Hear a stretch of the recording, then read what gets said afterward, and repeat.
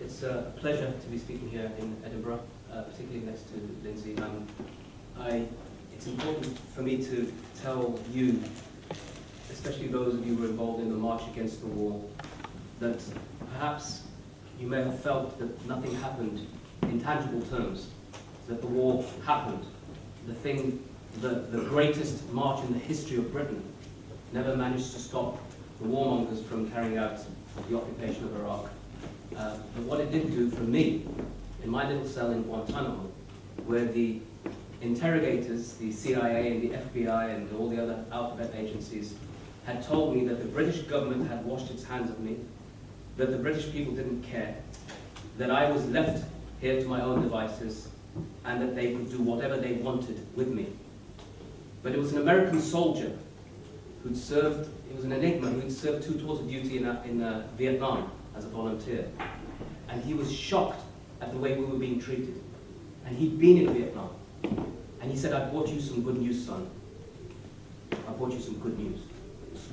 Millions of people have marched in your streets against the war." And so the ripple effect of that march, where I don't know what the exact number was, but it was tens of thousands or hundreds of thousands or millions, it reached me in my little cell in Camp Echo maximum security isolation block, where I had no window, had no access to any other human being other than American soldiers and interrogators. And that's the legacy of that march as far as I was concerned. It's also something important because I remember having a discussion with somebody, the only probably person that I ever came across in Guantanamo, who was a self-declared member of Al-Qaeda.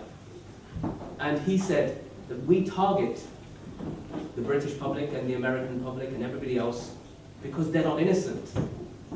These are democracies where they vote for the people who come into power. And they voted for people like Tony Blair and Bush. Therefore, they're not innocent. That's why we target them. And I said, but I've just heard that millions of people have marched in the streets against the war. Are they also your targets? And that was a revelation for him. And I felt that that movement, the Stop the War movement itself, wasn't just a buffer between the warmongers on one side and the extremists on the other, but it was also, when I realized when I came back, when Islamophobia had begun, but it was nothing as rife, it was not as rife as it is now, that they were actually extending a hand across to us, to the Muslim community, and saying to us, "You're not alone. That there are people here who will stand with you." And I've seen that consistently. And this is particularly important because it's Tony Blair and George Bush's legacy that we're addressing this evening. And the chaos that's been caused in the Middle East, and the repercussions that we're having to face here, particularly as a Muslim community and generally as a community in the United Kingdom. In 2005, Tony Blair said after the terrorist attacks of July the 7th that the rules of the game have changed. And those rules included introducing new ideas and new measures.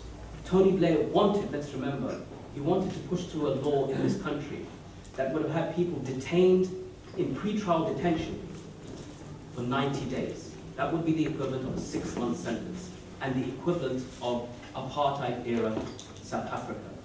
That's what he wanted, and there were many people in his government who also voted for it. Eventually they lost, but it wasn't for lack of trying.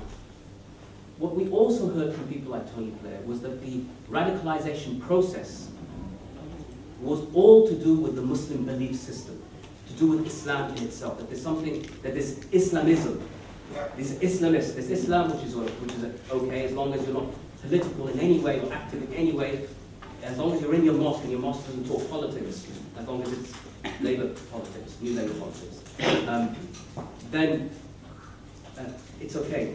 But if you are politically active and you want to have a stake in the future of your community, then you could be regarded as a radical. And that process doesn't just begin in the mosque, online, or in discussions in universities. That process begins before you're even born.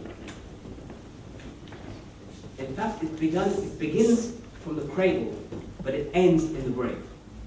And so what we had was a policy that began trying to address where radicalization comes from, the conveyor belt theory that was produced, that we are told that these individuals are in a society generally where terrorism, extremism, radicalization is incubated.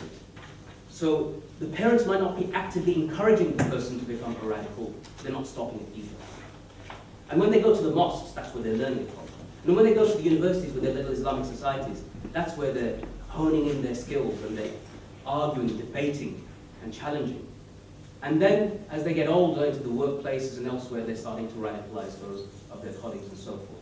And eventually, these sorts of people will become the backbone for the terrorist organization. So we had a government program called Preventing Violent Extremism, as Lindsey alluded to, that it was talking about violent extremism. And we can all pretty much agree that we're all against violence, particularly violent extremism. What we can't say, as Lindsey again said, is how do you define extremism? What is extremism? Just a few weeks ago, a BBC journalist called Augistine did an article in which he said, how do you determine who an extremist is?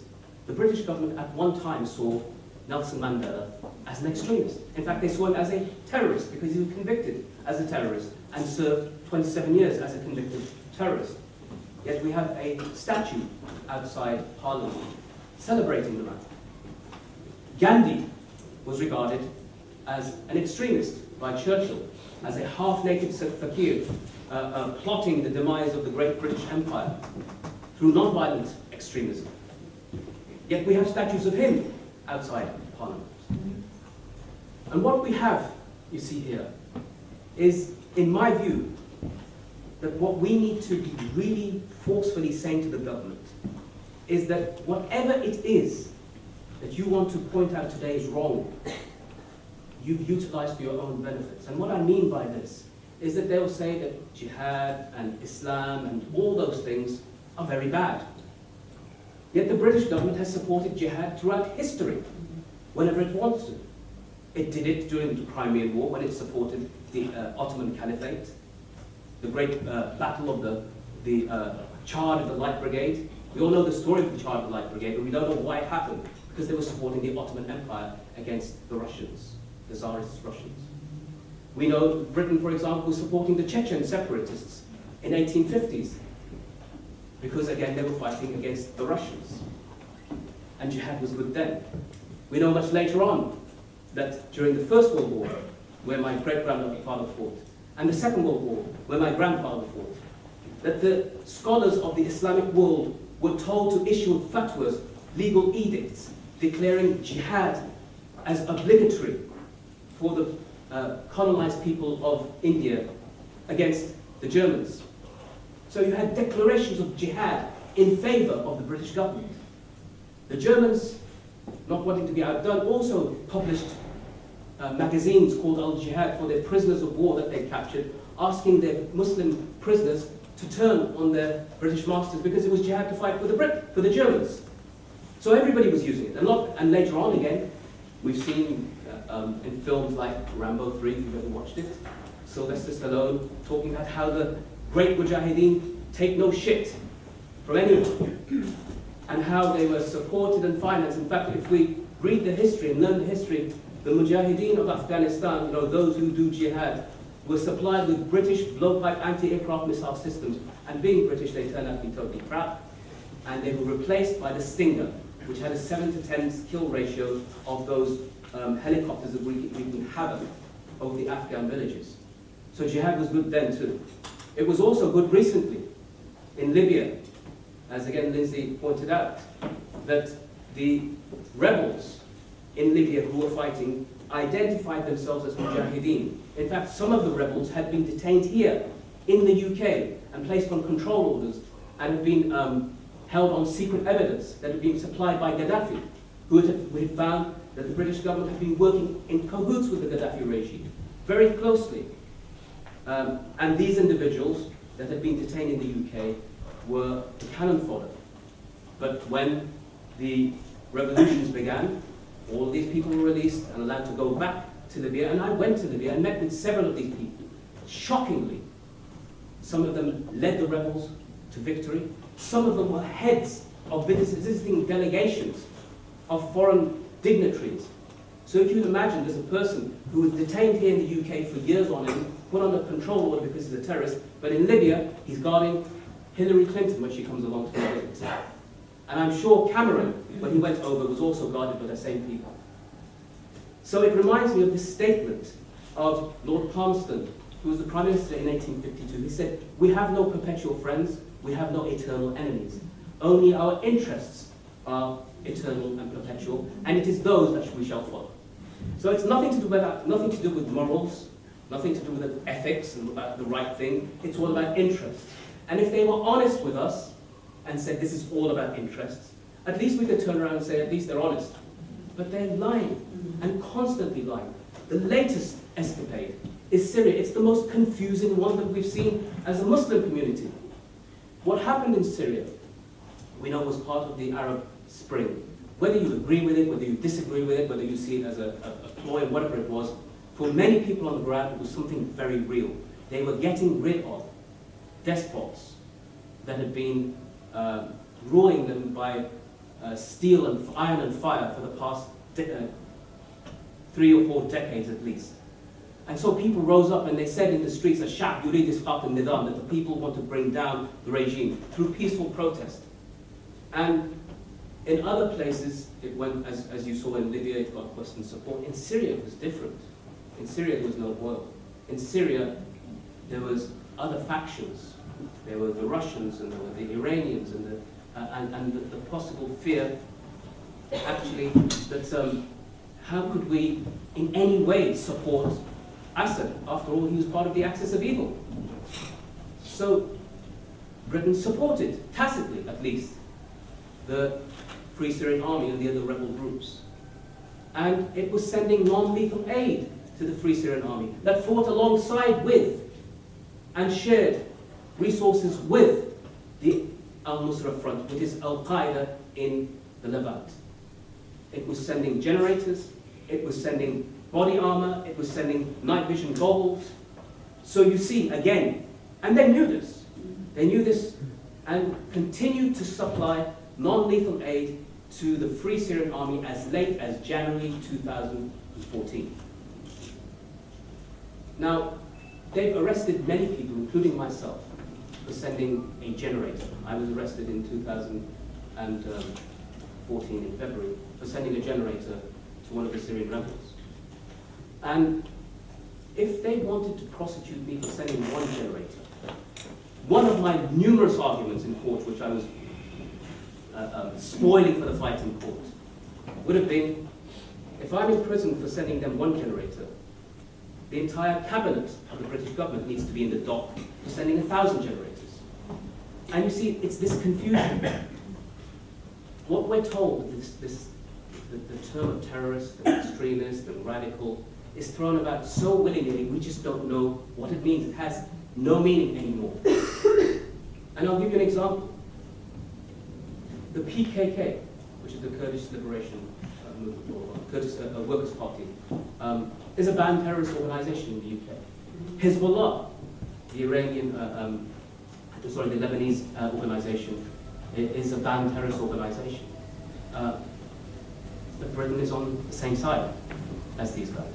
British individuals, non-Muslims, have gone over to fight for both groups, but they're not regarded as terrorists. ISIS is a banned terrorist organization, but they were only banned last year. The Al-Nusra Front is a banned terrorist organization, and they were only banned last year too. The Free Syrian Army isn't a banned terrorist organization. Ahrar al-Sham isn't a banned terrorist organization.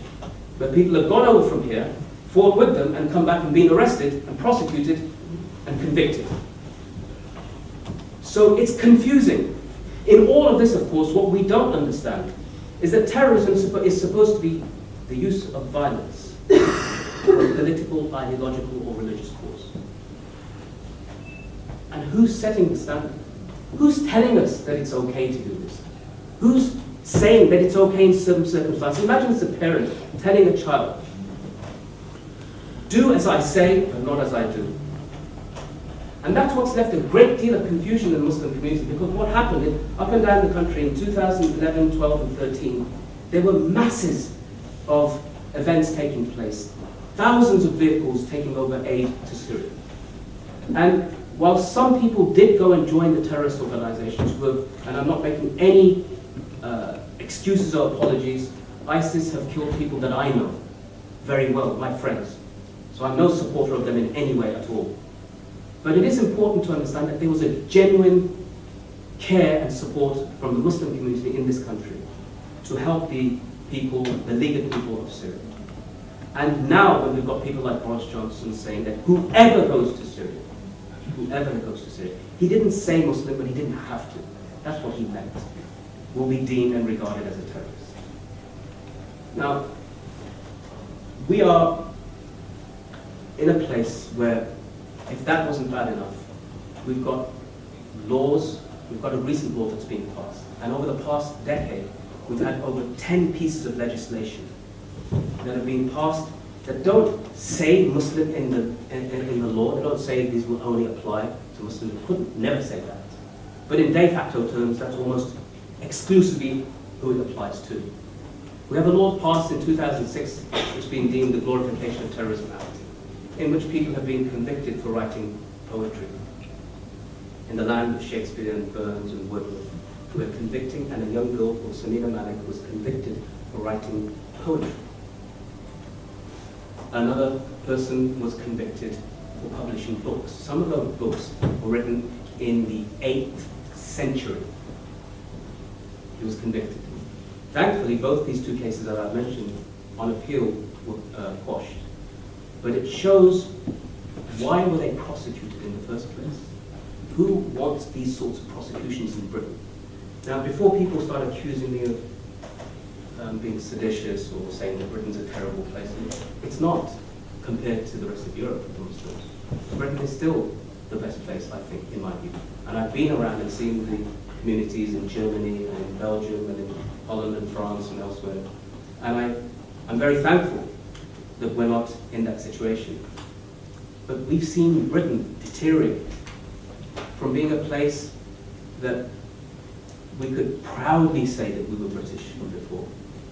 When I was imprisoned in Belmarsh, which is Britain's top security prison, with a bunch of young Muslim men who've never been, I think, north of Greater London,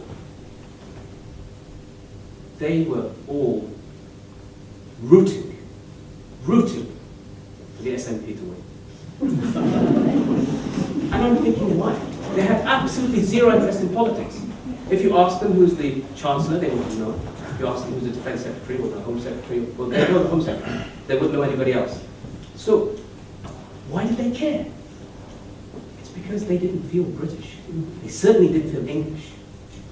And these young men had gone over to Syria.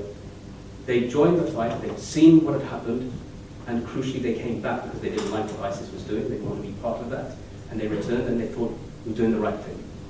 They were arrested, prosecuted, convicted. 2 of them got 13-year sentences. And there they were when the referendum was happening. I remember when the night before, there was a buzz. They're all talking about Scotland's going to be free, Scotland's going to be free. And I thought it was sad. I thought it was really sad that these people who didn't know anything except the streets where they grew up in, and Belmarsh, didn't feel part of society. And the reason why they're being pushed out of it is because they're being told constantly in the media and by the politicians, and something that I picked up on that Lindsey said, is that Islamophobia is respectable. It's respectable. 2012, I think, or 13, Baroness Wasi, who's the co-chairman of the Conservative Party, an icon of New Conservative, and Cameron, she said that Islamophobia has passed the dinner table test. That it is okay to sit around the dinner table and to talk about Islam, Muslims, their beliefs, their practices, their culture and customs. It is okay to talk about them in a derisory way. And if she can say this, who's part of the ruling elite, then imagine what we must feel right down at the bottom, on the receiving end.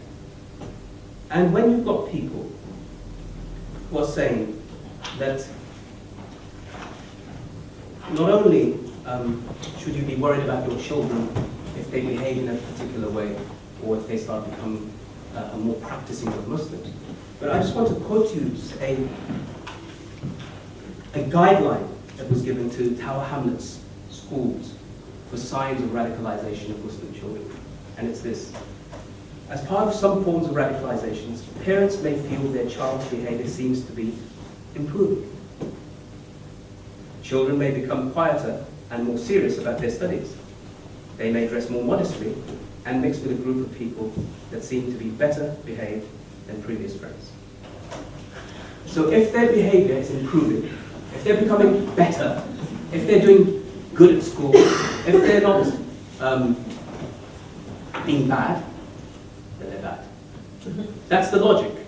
And this is Tower Hamlets Council's guidelines, advice about what radicalization is. And here's the fear, is that essentially the government is saying, not just in the schools, but also in the National Health Service, social workers, prisons, nurseries, in the workplace, anywhere.